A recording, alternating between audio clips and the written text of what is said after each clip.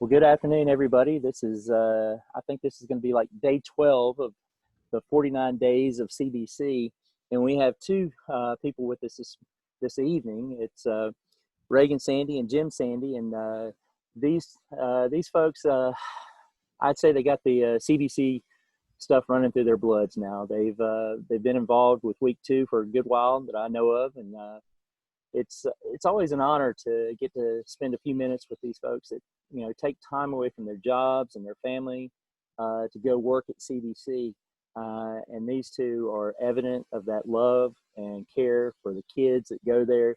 And it's just it's a true joy to spend a few minutes talking to you about your love for Carolina Bible Camp. And so the one thing that I've been asking everybody, and since this is your week, this would have been the 3rd day of your week. Everybody's in their rhythm now. What's it feel like not to be there?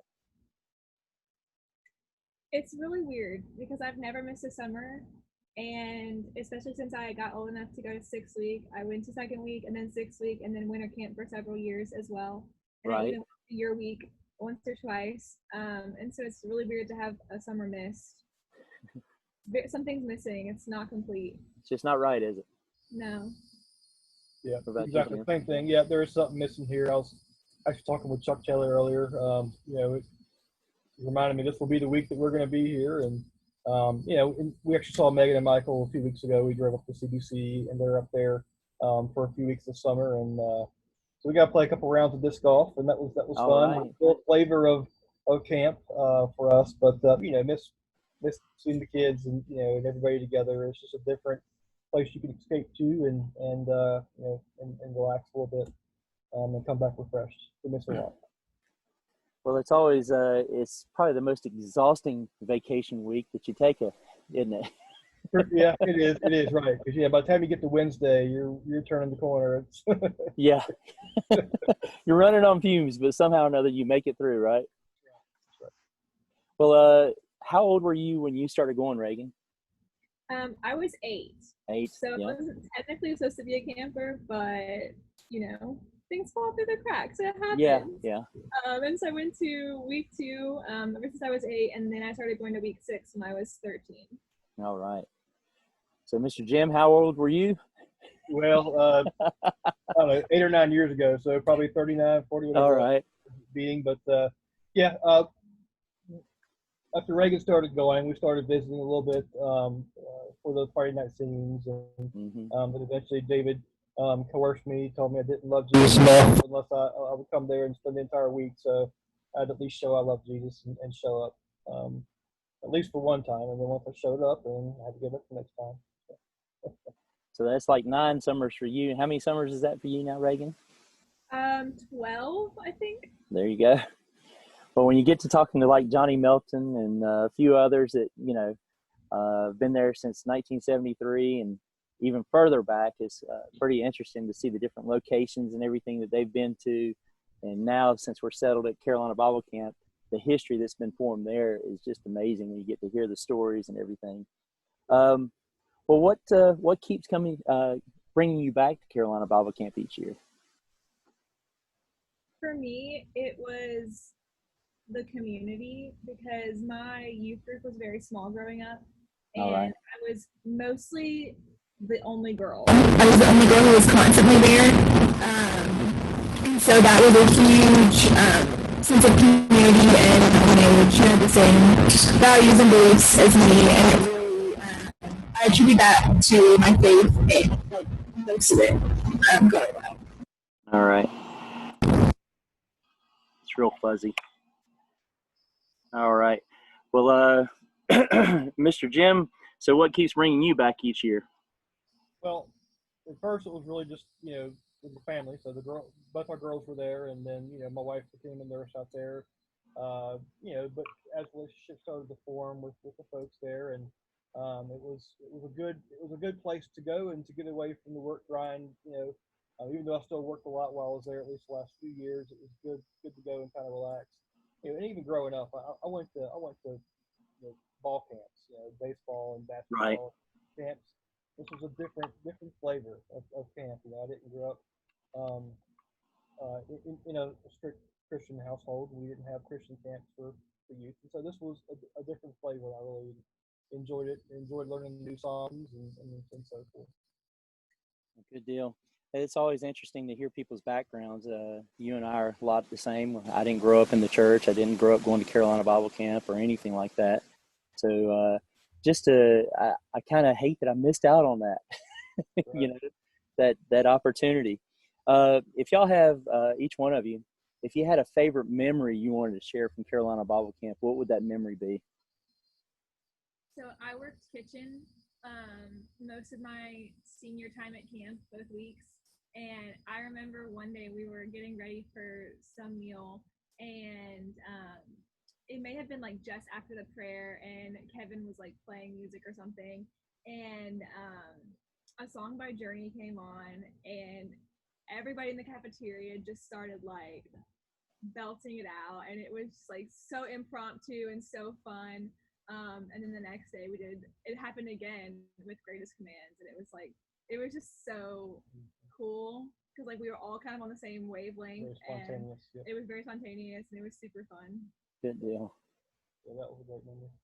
Yeah, I think the talent shows that we've had over the years have been relatively good as well. I think they've exposed a lot of character of the kids, and even one from my daughter. I'll share the story. Maybe somebody else will. All right. Maybe somebody else will share it at a future point in time. But there you go. There was some good talent shows. Good deal. Good deal. Well, one of the things that Regan is now your own staff, and Jim, I'm sure you've experienced this, and that's a young person that comes into camp and maybe it's their first time being there and they're a little apprehensive.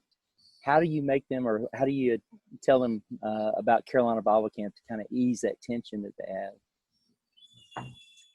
So a lot of the girls that I've worked with the past couple of years, I work with the youngest girls, and so the 8 and 9, 10-year-olds.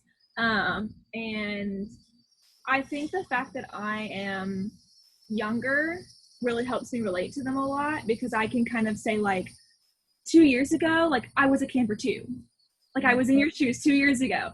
And this is actually the room that I slept in when I was a camper my first year. And so kind of just like helping them see that like I've been through where they've been, and like I know I can tell them the exact bunk that I slept in, and like tell them stories from when I was a camper my very first year, and like when I was scared, and like when I had to be reminded to take a shower and brush my teeth, and like all the things that little kids don't typically know from their first time away from home. Mm-hmm.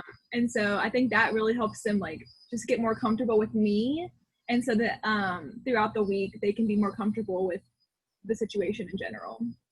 That helps. What about you, Mr. Jim?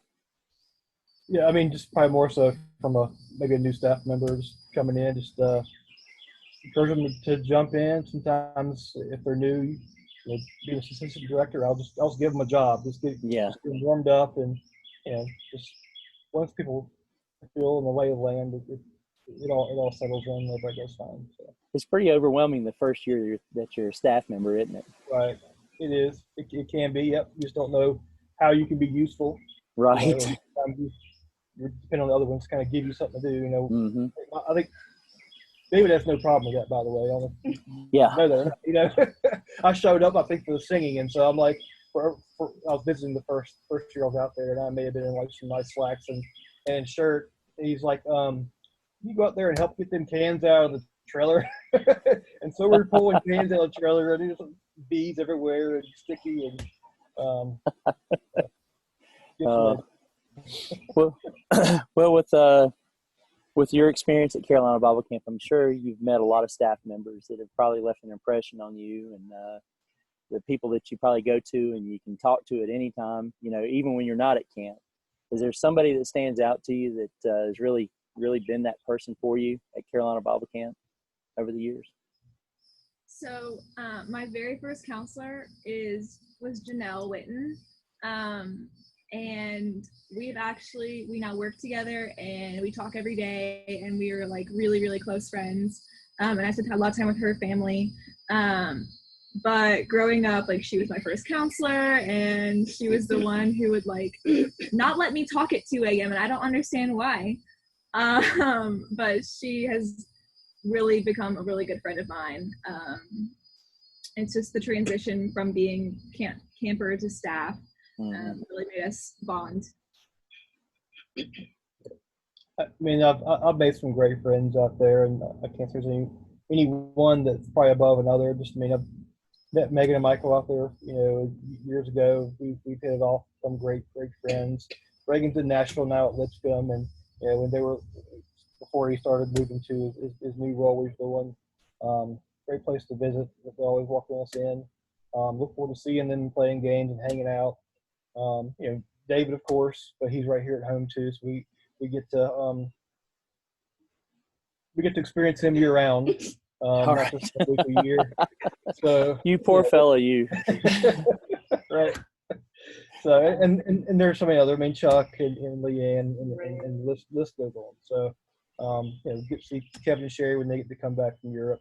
Yeah. So we missed them a bunch, but there's lots of folks. Yes, sir. Well, I got to spend some time with Kevin today, talking to him. That was neat. And also Chuck. And Chuck had a list of names when I asked him that question. He's like, I can't just keep it at one. And he read all the way through. Right. I think we could all do that. The list would just be extremely long for each one of us. Exactly. Well, it's been a great evening just spending a few minutes with you guys. And me personally, I want to say thank you. As a board member, just thank you for your time that you put into Carolina Bible Camp. There's no way that we could do it without you guys. It's just a true blessing to have brothers and sisters in Christ that give their heart and soul to these kids when they're at camp. I know it's not easy. You get up at 6 a.m., you go to bed at 1 a.m., you get no rest, but it's the love of camp. And Jim and Regan, thank you so much for taking the time to talk about camp tonight and share your love for it. And so the last kind of parting question that I'll ask you to, there's something that you could say to the campers, since we're not there this week, something to encourage them, what would you say to them? I would just say that I know that for a lot of people, camp is like the highlight week of their entire year. And I know that missing out on that is really hard for a lot of kids, especially like those who don't have a strong community back home. And so just know that we love you and we're praying for you. And that I can't wait to see you guys next year. I can't say any better than that. Amen, brother. All right, guys. Well, thank you so much. And reminder that this is the 49 days of CBC. What I'd like to do is ask the week 2 staff to see if y'all can come up with a challenge. Challenge David to do something, maybe work. If you can get him to work, right? All right. Got multiple layers of middle management. There you go. Yeah. He's covered always. That's All right. right. Well, guys, thank you for your time tonight. Thanks, Andy. Thank you. All right.